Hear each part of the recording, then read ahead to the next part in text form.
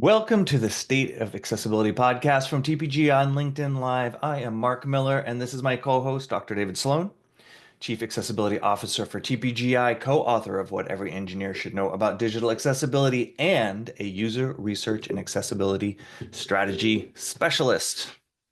And Mark is the sales director for TPGI and a member of W3C's Web Accessibility Initiative Accessibility Maturity Model Task Force.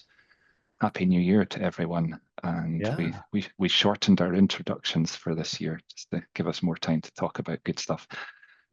There we go. Which is good. We should be talking about good stuff. Happy 2025, David. It's great to be jumping into the new year with a continuing the podcast live on LinkedIn and doing it with you.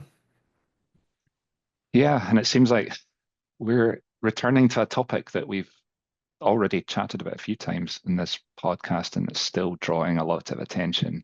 The Hmm. European Accessibility Act. Before this podcast started, we were talking about football, like both American football and the round ball game. And in the round ball game, everyone talks about VAR, the video assistant referee. It's all anybody wants to talk about. And that seems like the football or soccer equivalent of the EAA in accessibility. We can't stop talking about it. So if we do another podcast this month, then we can maybe shift on to other things. But I suspect EAA will still be a hot topic right through the year. My favorite part about that analogy was identifying the real football, European football, as the round ball football. That was brilliant. But I get your point. I think that in its, I mean, we know there's a deadline coming up this year. It is a really important subject, so there is no surprise that we keep coming back to it. Um, with that, let's dive right into it, right? And the way that we're going to do this today is we've got some questions around the EAA that we thought we would tackle and address in this podcast. So I'm going to give you the question, David, and Mm, and then you can dive in and we can kind of go back and forth from there. Plan? sure. All right, Yeah, beautiful. sounds good. Okay, so the first question that I want to cover here is there has been some discussion recently on social media about EAA and its relationship to technical accessibility standards such as WCAG. So, what does EAA require in terms of conformance? And I think this is a really good question because I think it's super, super simple and super, super complicated all at the same time. And that's why this even exists. Yeah, I This think that's a question. it's a perfect summary. Simple and complex. It's complex because it's simple and it can be made And simple it's out of the complexity. simple because it's complex. Yeah, exactly. Yes. You know what? So I think we're done. I think we just hold on. We covered it. No, no, uh, go I ahead. guess, like a lot of accessibility related legislation and regulations, EA doesn't mention compliance with specific accessibility standards in its requirements. And it's a good thing because it doesn't tie it to something that becomes obsolete. We've seen elsewhere, like Section 508 in the US, it sort of referenced by WCAG 1 for a long time after WCAG 2 was published. So you were dealing with some outdated guidance. And even now, Section 508 still references version 2.0 of WCAG instead of more Mhm. recent versions. So not having embedded technical references means it's future looking, and it also gives some kind of flexibility about how to interpret it. So the EAA's requirements, and they're all set out in Annex 1 of the text of the EAA. They're more high level, and but they do mention require making websites and mobile apps perceivable, operable, understandable, and robust. And they are familiar to anyone who knows about WCAG. They're the sort of structural founding principles of WCAG. So that's a bit of a clue that Mhm. WCAG's going to help you toward EAA conformance, even if it's not the be all and end all. And I think back to a talk that Susanna Lauren, one of the leading figures in digital accessibility in the EU, took part in, along with Lainey Feingold, back at M-Enabling in October last year, where Susanna said that EA's requirements, one of the best ways to sum up what you need to do is products and services must be designed and produced in such a way as to maximize their foreseeable use by persons with disabilities, which is great in a couple of ways because it talks about use, maximizing use. So it's a usability thing. And also foreseeable use is a sort of future looking thing. You sort of anticipating how would you expect somebody to be able to use this product or service over time, and how can you design to make sure that that happens? So that's, it's a strong clue that ultimately you're judged on whether somebody can use a product, which is how it should be, Right. um, rather than conforming to a technical standard, which is part of the process, but not all of it. So yeah, we've got flexibility in terms of how to meet the requirements, and conforming to standards helps you towards that goal. But it's also, well, it's technically correct to say that EAA doesn't directly reference specific standards. That lack of precision could be potentially confusing or unhelpful, especially for organizations that are relatively new to accessibility. Right. So it's still worth aligning accessibility efforts around a technical accessibility baseline and then going from there. And you had a really good analogy with that, with the car maintenance. Yeah. And Yeah, I mean it's a really important discussion, and this is the complexity within the simplicity.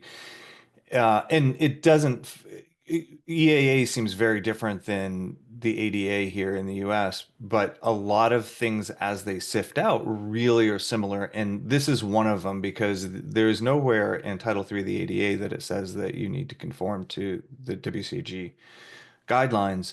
It says that anything public facing needs to be usable by people with disabilities, to paraphrase.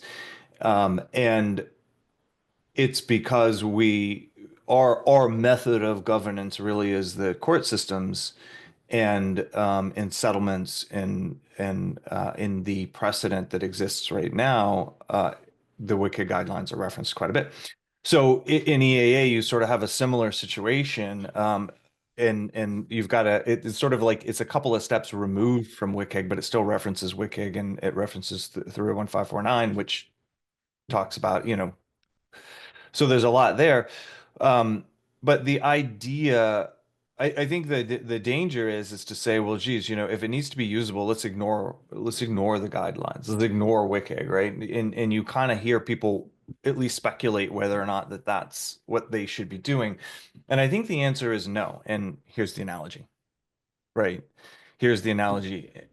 What the guidelines do is they give everybody a consistent way to look at their digital assets, their digital properties, to understand what it means to have a baseline of accessibility, right? And so if you start to look at usability before you even have that baseline, it could end up being a disaster. And the analogy is it would be like saying, hey, let's look at how well this car drives and that everything is properly operable for a person with a disability when the car doesn't have wheels on it or won't start or the brakes are locked up or the steering wheel doesn't work. So bringing it to a mechanic and saying, "Hey, can you inspect my car? Can you see if it passes an inspection?" Because an inspection doesn't cover everything, right? But mm, it says it's drivable and it's relatively safe to drive. So now you know that the wheels are on it, the brakes aren't locked up, the steering wheel can go, you can signal and the stoplights and these things that are important for safety work. And then now you can start saying, geez, does it seem to does it seem to slip in third gear? Does it seem to sputter a little bit? Does it seem to steer hard one way or the other? Does it do we not feel like we're getting full power out of the engine? Does it stall out at a stoplight? Like these things that we may consider that it's not a very usable vehicle compared to what we would consider to be a usable vehicle, but it's at least in a condition where we can go take a test drive and figure all that out. And somebody can, and to me, test drive analogous to usability, user study, grab this website, test drive this website, see if you screen reader user can perceive everything on the website with uh, an equivalency to somebody who would use a keyboard mouse and have vision and use a monitor. So that's kind of the analogy for me is that people do need something to make sure that they're at least at a minimal baseline. And then I think the wonderful point everybody is making is that is not a stopping point. You can't get to that technical conformance to something like the Wiki guidelines, or you shouldn't, and say, we've done it, high five everybody. What you can say is like, let's try and maintain that. Let's start there, right? Let's put a long-term program in place that'll maintain that. And let's look at how to go beyond this. And of course, that in my opinion, even getting to that point, but particularly beyond that point, is should involve people with disabilities. You should, you want to hear from the driver how well the car runs, right? Yeah, Not a yeah, passenger, not somebody else, from the person actually driving the car. yeah.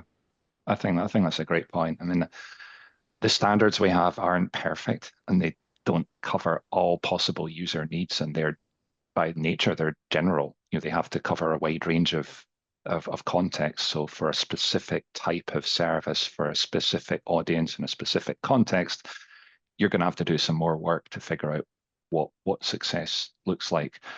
But the standards that we have are what our best minds in accessibility have agreed on based on data, based on research, based on evidence.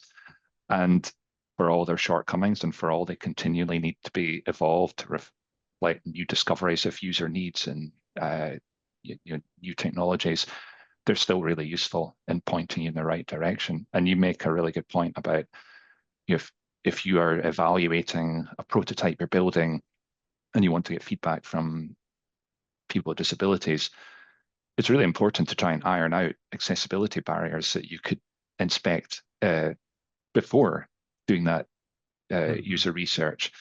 You don't need a screen reader user to tell you that there's an image with a missing alt text on it.